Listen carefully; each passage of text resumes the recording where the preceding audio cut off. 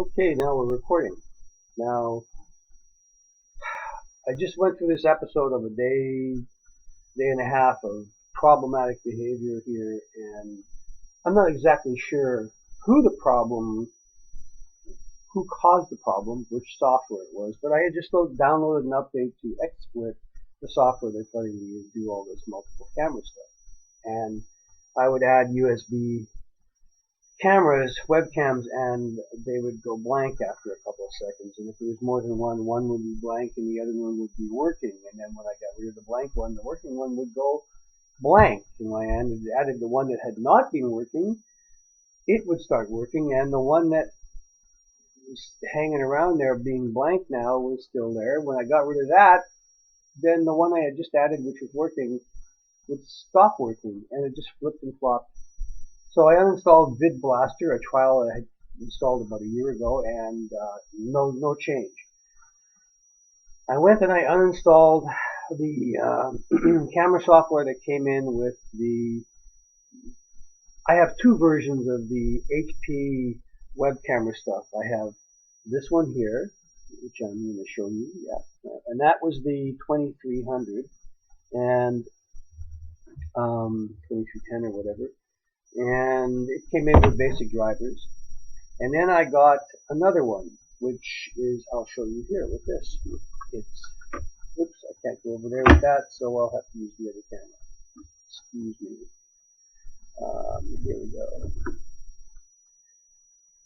There. That's a 3310, I believe. That camera came in with a suite of software from ArcSoft. And it does all those whizzy things like, face detection and then replacing your face with a mask or putting shades on you or hair or whatever, all that stuff. Anyways, I was just looking for webcams and their drivers. I wasn't looking for software. I let it ride, and it was working. It was all working. But I figured, well, that's a bit of extra software that's in a layer in there. And what I did was, after the VidBlaster removal had not worked, I decided I would go and try removing the ArcSoft stuff.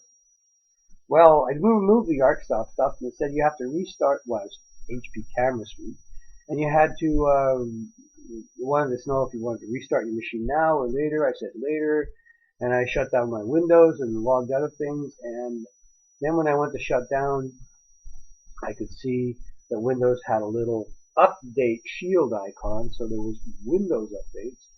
So, oh gee, okay, shut down. It did two updates. Now this is Tuesday, the 25th of February, 2014, and Tuesdays are traditionally patch days. So whatever those patches were, they came in. So after the machine woke up, I started adding cameras, and lo and behold, they all work. Whoa, cool. And then I went and I added in the HP camera that had come in with all that ArcSoft software, and it didn't even complain about having to, find software and stuff. It just went in to the port that I normally attach things to first, so the drivers are always there, and it works. So what you're looking at here is, and I didn't even know if I'd be able to get this to work.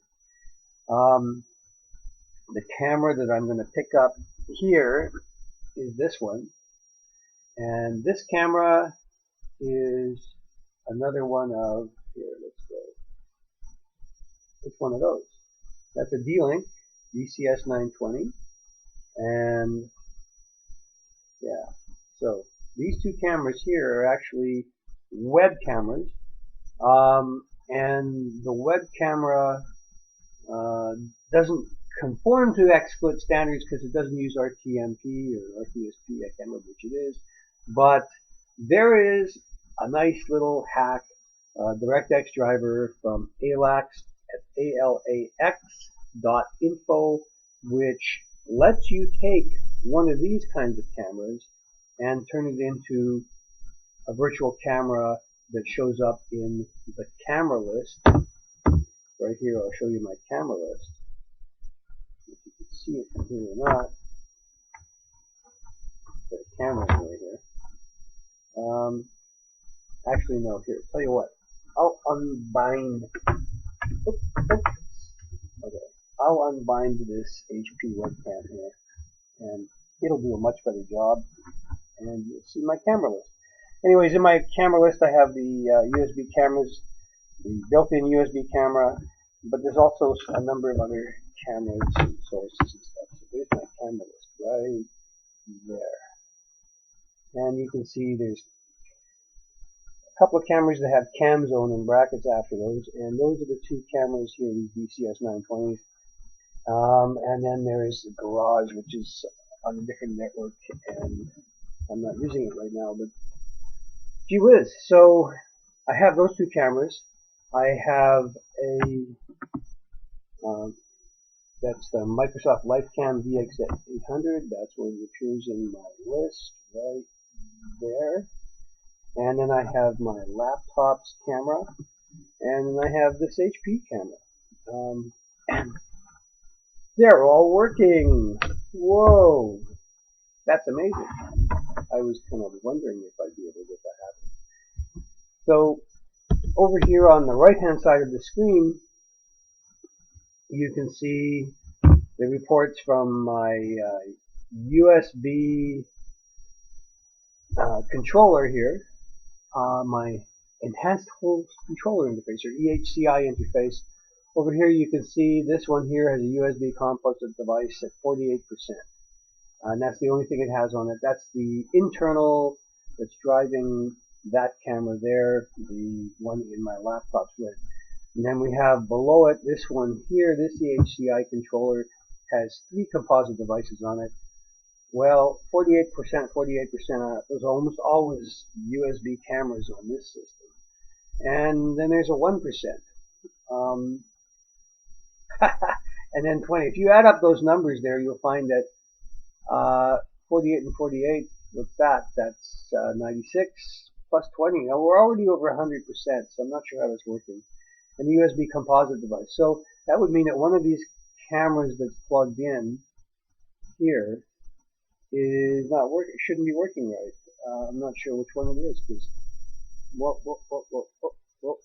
Okay, so all those cameras appear to be working. Yeah. So I have 3 USB cameras. Let me see here. This is fun. I have 2 IP cameras, this one and that one. And then for USB cameras, I have 2 plugged in, that one and that one. And I guess those would be on this device here. And then I have that camera plugged, that is always plugged in, that's my laptop. Wow, cool. That's amazing. I wish I could add another 48% camera to this device here, the internal. But it does not want to let me do that. Because when I go to add another camera anywhere, I have one sitting here, my other HP. If I was to add that into, say, the USB port that my mouse is plugged into right now, just because it's the USB port that's on the other side of the machine away from the others, and what happens is it going to work? Installing device driver software. Okay, so it's installing device driver software. You can see it.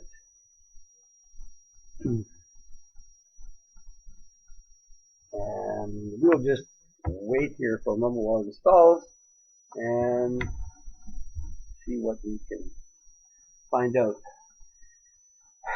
I'm expecting one of these cameras to not work after I try to add this in, because of this 48% problem that I have with bandwidth usage of USB devices.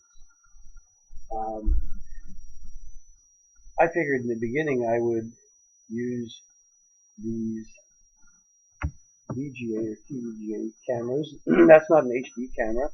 And it would consume less bandwidth, and I was hoping that when it got activated it would not take up as much bandwidth. I'd be able to get more cameras on my USB chain and it doesn't work out that way. Apparently, whenever these cameras go to log on, they ask for as much bandwidth as they can get, and the system gives them 48%. So one camera, two camera, three camera, no.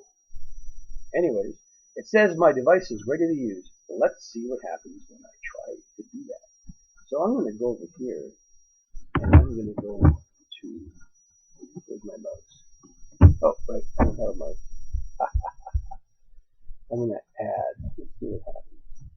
Add camera, and I just added 2300, so what's going to happen? Camera is not available.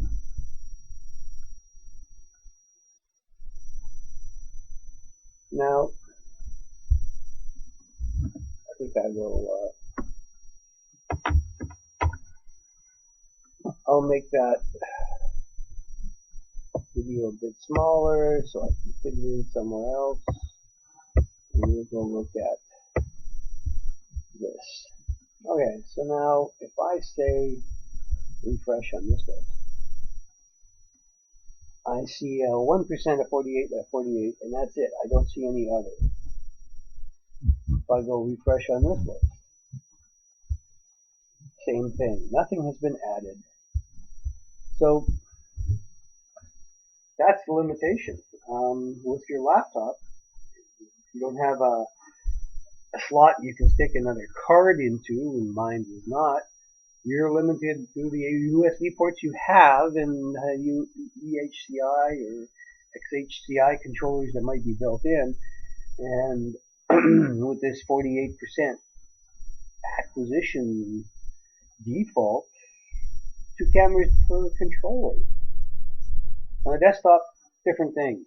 Add controllers, 2 more cameras for every controller, and there you go. Now, as far as using these hacked IP cameras, okay, so look at the lag time. So I'm gonna move my hand, right? I'm gonna move my hand down. Let's see. Okay, so I'm gonna take my hand and I'm gonna drop it and lift it.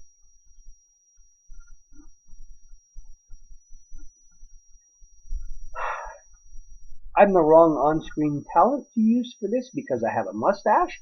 It hides my mouth, and on camera you can't tell how well the coordination between lip and voice works if you're looking at somebody with a mustache. Anyways, if I wasn't a person with a mustache and you were looking at me in all these cameras, you might notice that the cameras on the bottom of the screen, which are all USB cameras, those ones there, they would update probably just fine, coordinated with my mouth, we would hope. But these cameras here on the top of the screen, those cameras, I would look like one of those badly dubbed movies from the past, or just your typical low bandwidth connection. And for broadcast, that might be acceptable on the web, but if I'm trying to local record something for broadcast later, I don't know if that would be acceptable. It might be acceptable for things like, you know, a camera that has a static display or shows a crowd or what they call B-roll stuff, but not for actual on-screen something live or something actually with action or a person talking. That's unfortunate. But hey, if I can use my laptop as one of the cameras, then I've got 3 USB cameras. I can't use my laptop as one of the cameras. I only have 2. And gee, bummer. That's too bad. Anyways, that's what I've found out. Thank you, XSplit, and gee, thank you whoever it is at alax.info. I can't remember your name. I wonder if the lag would be there with a true IP camera that does RTSP, whatever it is, a real-time streaming protocol that XSplit prefers to see from IP cameras. What do you think? What do you think? Or how about you? Or you? Anyways.